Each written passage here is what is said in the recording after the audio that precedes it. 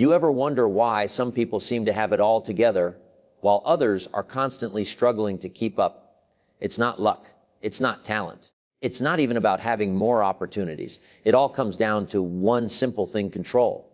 Control over what you say. Control over what you think. Control over how you feel. And control over how you manage your resources. Let me tell you something. If you can master your mouth, your mind, your food, and your money, you can master your life. Most people don't realize that the power to change everything is already inside them, just waiting to be tapped into. But if you don't control these things, they'll control you. These things shape your world. They influence every decision you make, every relationship you build, and every opportunity you either take or miss. Control them and you control your life. Let them run wild and you'll find yourself in a place you never wanted to be. So today we're going to dive into this. We're going to break it down, and when I'm done, you'll walk out of here with a new sense of focus and responsibility over your life. Let's talk about your mouth. When I say control your mouth, I'm not just telling you to hold your tongue when you're angry, although that's important. I'm talking about realizing the power that comes with every word you say. The words you speak are like arrows. You can't take them back once they leave your lips. So many people don't realize this. They talk without thinking, spit out negativity or gossip without considering the impact.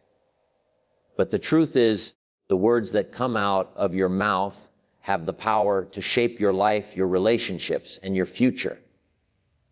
When you speak, you're not just describing the world around you. You're creating it. The words you use build the foundation of your reality. If you constantly speak about how hard life is, how unfair things are, or how impossible your dreams seem, you are literally creating an environment that reflects those very words. You're putting that energy out into the world, and the world responds. On the flip side, if you speak with faith, if you declare possibility, if you encourage others, you're creating an environment where success and positivity can flourish. Think about the people who inspire you. Do they speak doubt? Do they tear others down? Or do they use their words to uplift, to push forward, and to open doors for themselves and others? That's the kind of power you hold. The power to speak life into any situation. But that power can also do damage if you're reckless. You've got to be deliberate about the words you use. So the next time you're about to speak, stop for a second. Ask yourself, is this going to help the situation or make it worse?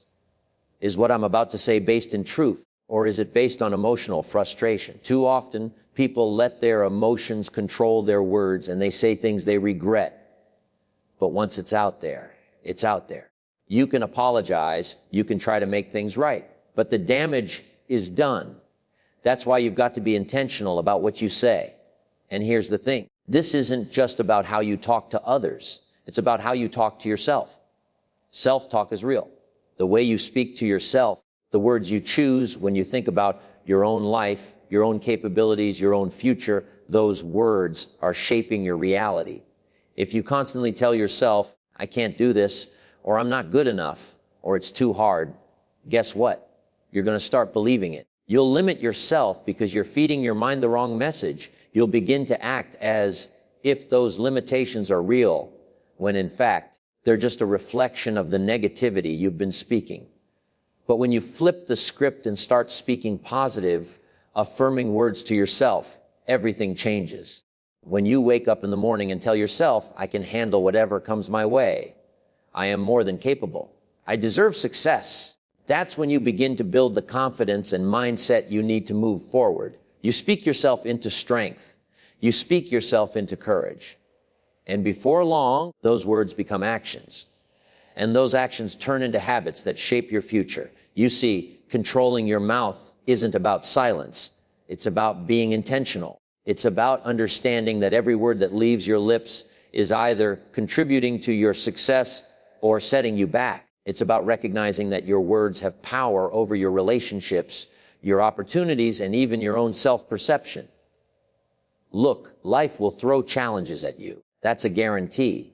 But when you choose your words carefully, you can navigate those challenges with a sense of control and purpose.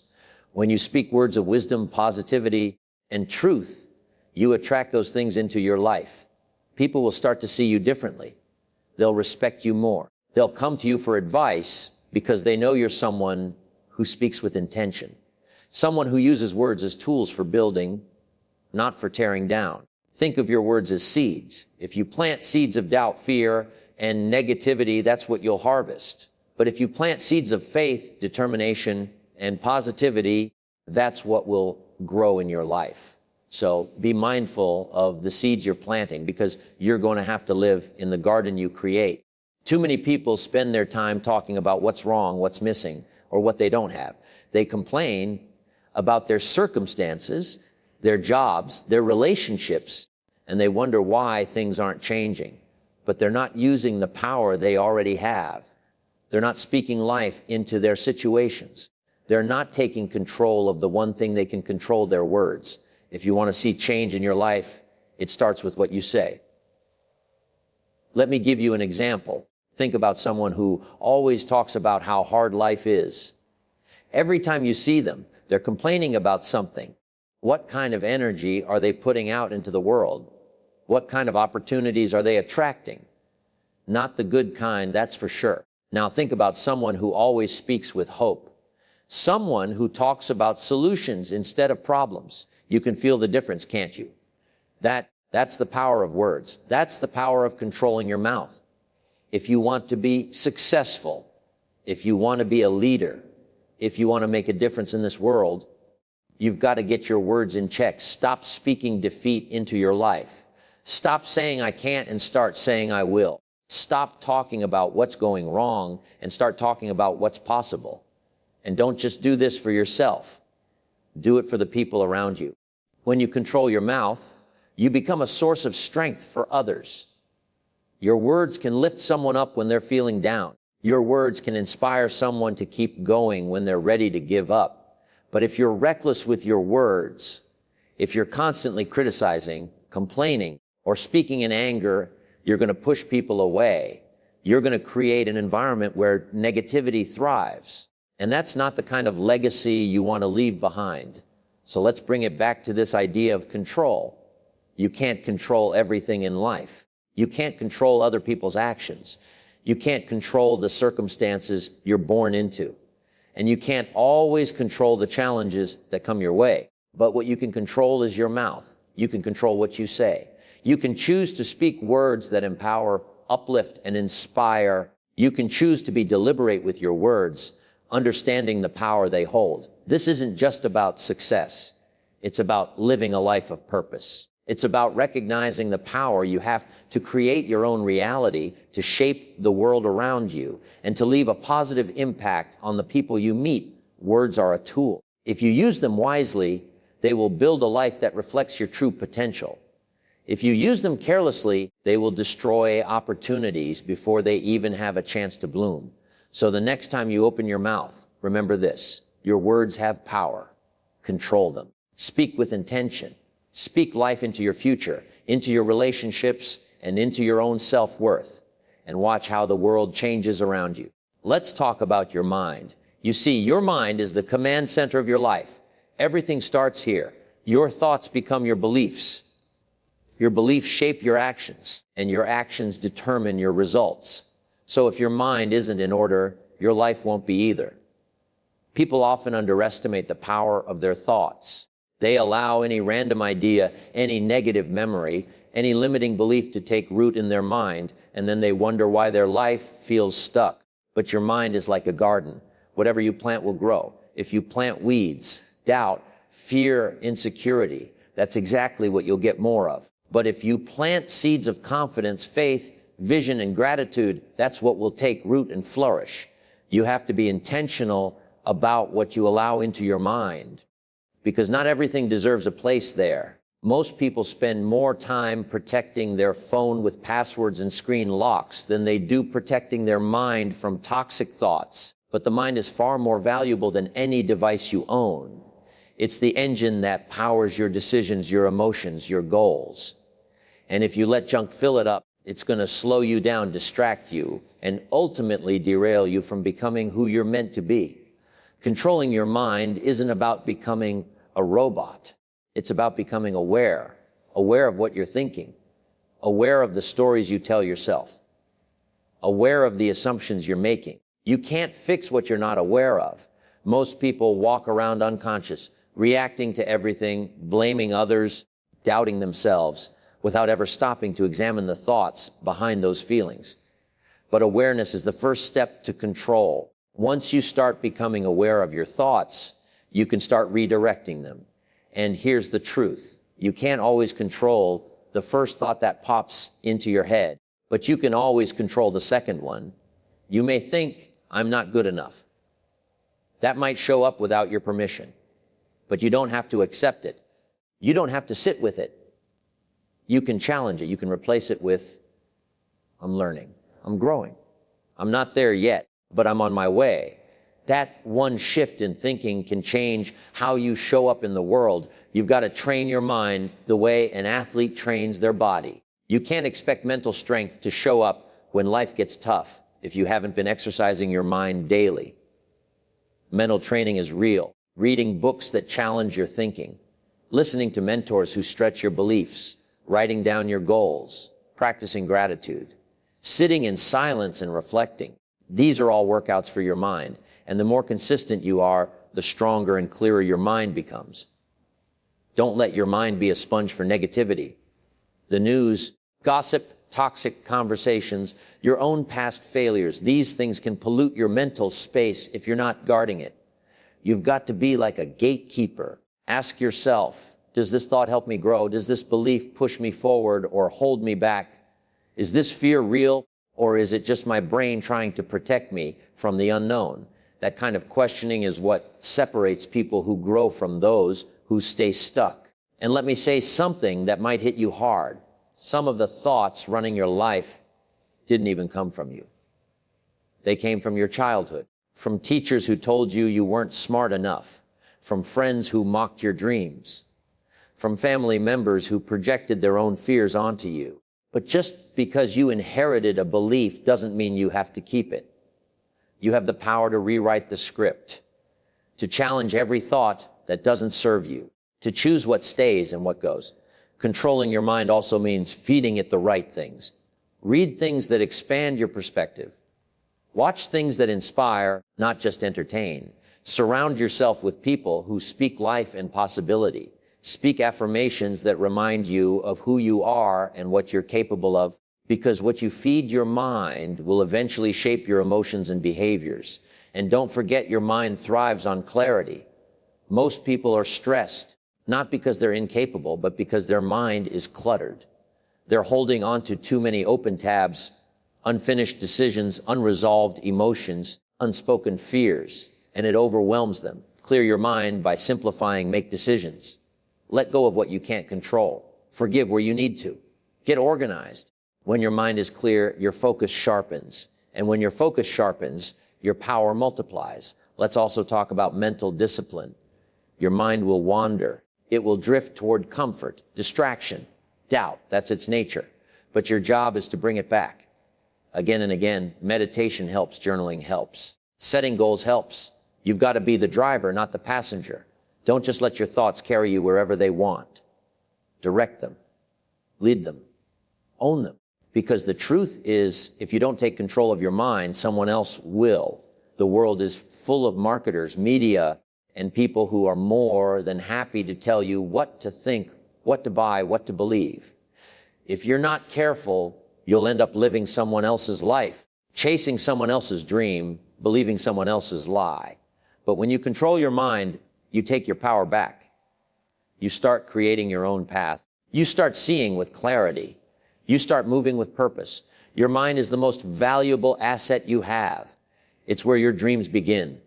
It's where your future is shaped, and it's where your freedom lies. So guard it, train it, strengthen it, feed it, and above all, control it. Now let's talk about your mood, your feelings, your emotions. Most people live at the mercy of how they feel. If they feel good, they do good. If they feel bad, they shut down. But if you want to live an extraordinary life, you must learn to manage your emotions instead of being managed by them. Feelings are not facts.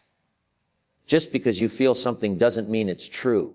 You might feel like you're not capable, but that doesn't make it a reality. You might feel like giving up, but that doesn't mean you should. Emotions are like weather, ever changing, sometimes unpredictable. But your purpose, your values, your vision, those should remain constant. You can't build a strong life on shifting emotions. Too many people let their emotions dictate their discipline. They only work hard when they feel motivated. They only show up when they feel like it. But success belongs to those who move regardless of mood. You have to train yourself to follow through even on the days you don't feel like it, especially on those days, because those are the days that shape you. Mood management is not about suppressing your emotions. It's about understanding them. Emotions are messengers. They show up to tell you something. Anger might be signaling that your boundaries are being crossed. Fear might be alerting you to a new challenge. Sadness might be showing you something that needs healing. But you've got to pause and interpret them, not react blindly to them. You've got to develop emotional awareness. Start asking yourself, what am I feeling right now? Where is this emotion coming from? Is this feeling helping me or hurting me? That awareness puts space between you and the feeling, and in that space, you regain control. Because the moment you become aware, you're no longer a slave to your emotions. You're the observer, the master. Let me say this clearly, emotional maturity is a superpower. It's the ability to stay calm in chaos, to respond, not react, to not let someone else's bad mood infect yours, to feel anger without letting it control you, to feel fear but still move forward. That kind of emotional strength makes you unstoppable. It's not about being cold or distant. It's about being centered, grounded, and self-controlled. The problem is most people have never been taught how to process emotions. They either bottle them up, which leads to breakdowns, or they explode, which leads to regret. But there's a third way, processing. That means taking the time to sit with the emotion, understand its message, learn from it, and then let it go. Don't carry longer than necessary. Emotions are meant to pass through you, not live in you. And remember, emotions are contagious. The energy you carry affects everyone around you. If you're constantly negative, bitter, anxious, that energy spreads. It affects your relationships, your productivity, your health. But if you're centered, joyful, grateful, even in the middle of a storm, that energy spreads too. You have more power than you realize to set the emotional tone of your environment. So, how do you build emotional control? First, by slowing down. Most emotional mistakes happen in haste. Take a breath. Step back. Don't send the text. Don't make the call. Don't say the words until you've centered yourself. Second, by checking the facts. Is what you're feeling based on reality, or is it a story you're telling yourself? Third, by asking, what is the most powerful version of me going to do right now? That question brings you back to your values, your purpose.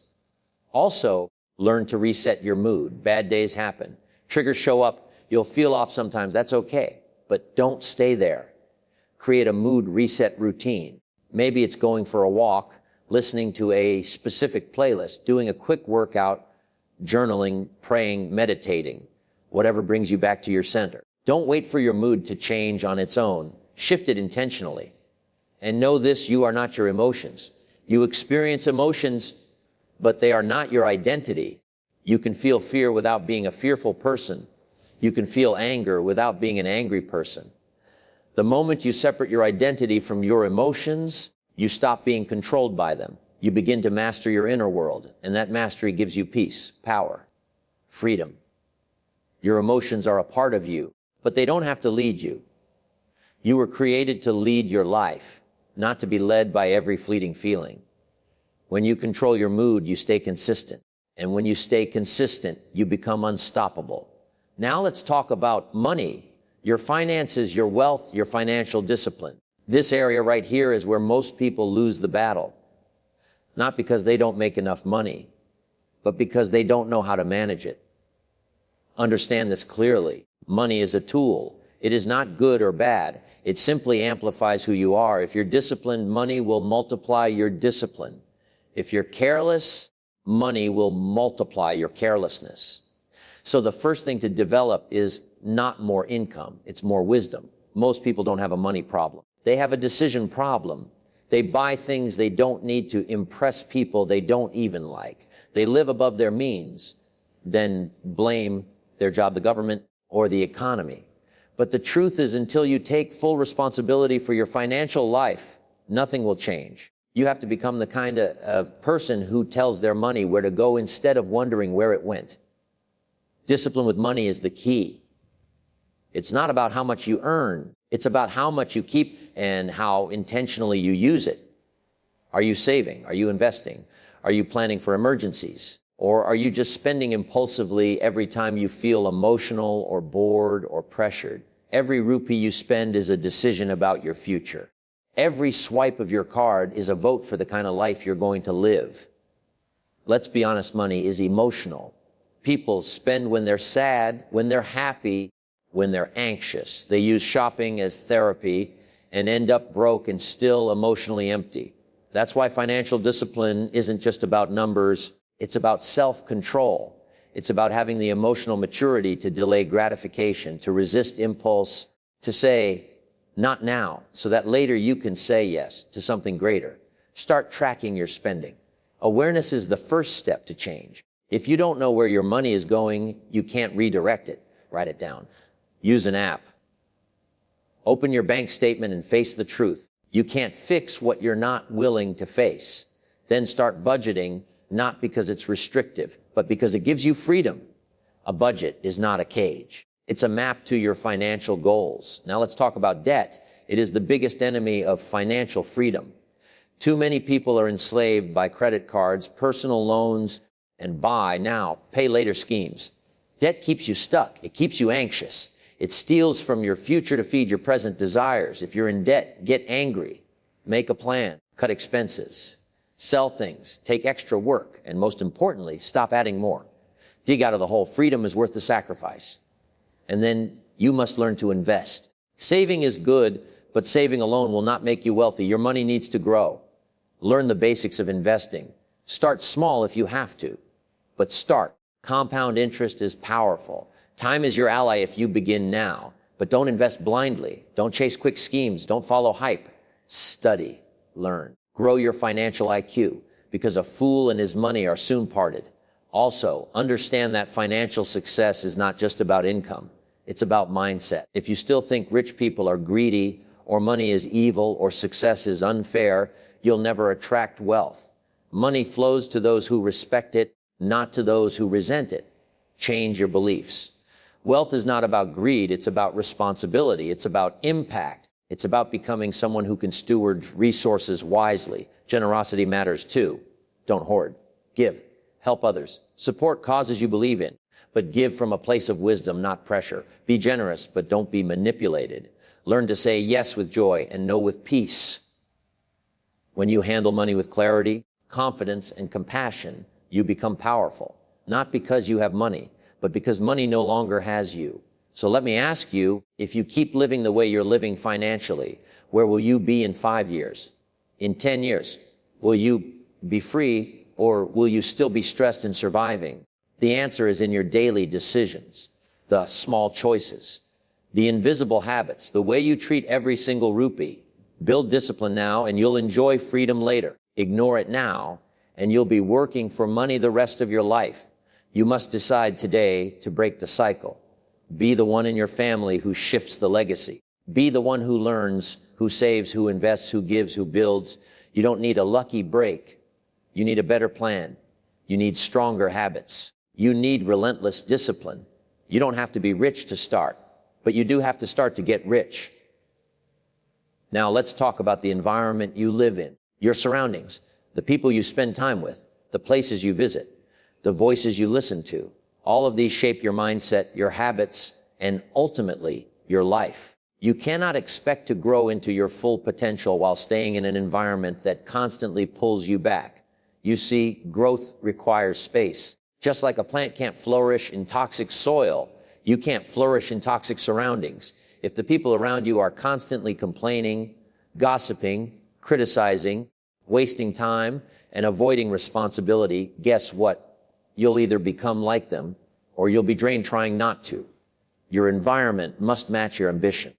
If it doesn't, either your environment will change you or you'll have to change your environment. Start auditing your circle. Who are the 5 people you spend the most time with? Are they challenging you? inspiring you, holding you accountable? Or are they feeding your bad habits, your laziness, your excuses? The truth is, you don't rise to the level of your dreams. You fall to the level of your surroundings. And that means you must be intentional about who and what you allow into your space. Protect your space like your life depends on it, because it does. Your mind is the soil where your future grows. Don't let just anyone plant weeds there. Be mindful of what you watch, what you listen to, what conversations you entertain. Every input has an impact. Garbage in, garbage out. Greatness in, greatness out. You are being shaped every day by what surrounds you, even when you're not aware of it. Sometimes that means letting go of relationships, friends who no longer align with your values, family members who constantly criticize or manipulate, colleagues who only know how to complain. It's not about being arrogant or unkind. It's about being clear on where you're going. Some people are passengers. Some are anchors. Some are engines. Know the difference. Build an environment that fuels your growth. Find people who are serious about life. People who are going somewhere. People who talk about goals, discipline, progress, ideas, not drama, distractions, and the past. Read books that elevate your thinking. Listen to voices that challenge you to grow. Go to places that refresh your soul. Do things that stretch your mind. Create habits that structure your days with intention. And understand that your physical environment matters too. Your home, your room, your desk, your phone screen, all of it reflects your internal order. If your space is chaotic, your mind will be chaotic. Clean your space and you'll feel clearer. Organize your environment and you'll feel more in control. These things may seem small, but they build momentum. Excellence starts with order. Sometimes the best thing you can do for your life is to move. Move out of the neighborhood that's killing your vision. Move away from people who refuse to grow. Move out of comfort zones. Move into places where your potential is awakened, not suffocated. Movement creates new perspective, and perspective creates new power. Also remember, environments aren't just physical. There's a digital environment too. Who are you following? What are you scrolling through? What's the atmosphere of your social media feed? Is it full of wisdom, discipline, growth? Or is it full of nonsense, distractions, and dopamine traps? You spend hours in that space. Make sure it reflects the life you want, not the life you're trying to escape from. And then build your own environment of excellence, even if you're alone, even if no one around you gets it. Be the one who sets a higher standard. Create habits and rituals that keep you strong. Wake up early. Eat well. Train your body. Feed your mind. Work on your craft. Speak life over yourself. Turn your space into a place where discipline thrives and purpose grows. Because here's the truth. When you elevate your environment, you elevate your energy. When you surround yourself with winners, you start thinking like one. When you cleanse your space, your mind becomes sharper. And when you guard your atmosphere, you give your vision the room it needs to breathe. You don't have to wait for a perfect environment. Start building one right where you are. One decision at a time. One boundary at a time. One upgrade at a time. And slowly but surely, your environment will start reflecting the excellence inside of you. And once your environment supports your goals, your progress becomes unstoppable. Now you've heard the truth. Not sugar-coated, not watered down, not dressed up to make you feel comfortable, but real, raw, and relevant. Because you don't need comfort. You need clarity. You don't need more distractions. You need direction. You don't need more noise. You need a wake-up call. This is your moment. Right here, right now. This is the point where your old life ends and your new life begins. Not because someone gave you permission, but because you finally gave it to yourself. No more excuses. No more waiting. No more blaming. No more hoping things will change while you remain the same. You are the change. You are the shift. You are the spark that starts the fire of transformation in your own life. And the tools are already in your hands. Discipline, self-control, focus, vision, responsibility, consistency. Every single one of them is available to you if you're willing to activate them. Don't just be inspired. Be intentional. Don't just nod your head, move your feet, take action, get uncomfortable, face the hard truths, do the boring work, build habits, cut distractions, plan your day, master your morning, win your evenings, stay committed, Stay hungry, stay grounded. Success will not come to you because you want it. It will come because you work for it, because you earn it through discipline, through sacrifice, through saying no to what's easy and yes to what's necessary, through building a life brick by brick, day by day, with courage and commitment. Yes, you will fall. Yes, it will hurt. Yes, there will be setbacks. But every time you rise again, you become stronger. Every time you refuse to quit, you become wiser. And every time you choose growth over comfort, you come one step closer to the life you were meant to live. So wake up early, train your body, control your mind, guard your money, choose your circle, speak with purpose, walk with confidence, build with patience, live with intention. The world doesn't need more people drifting through life. It needs people like you, awake, aware, and on fire. This is not just motivation. This is transformation. This is the blueprint. This is the code. This is the formula. And now it's in your hands. So go, execute, apply, dominate. Discipline is the bridge. Self-control is the foundation. And your future is waiting on the other side.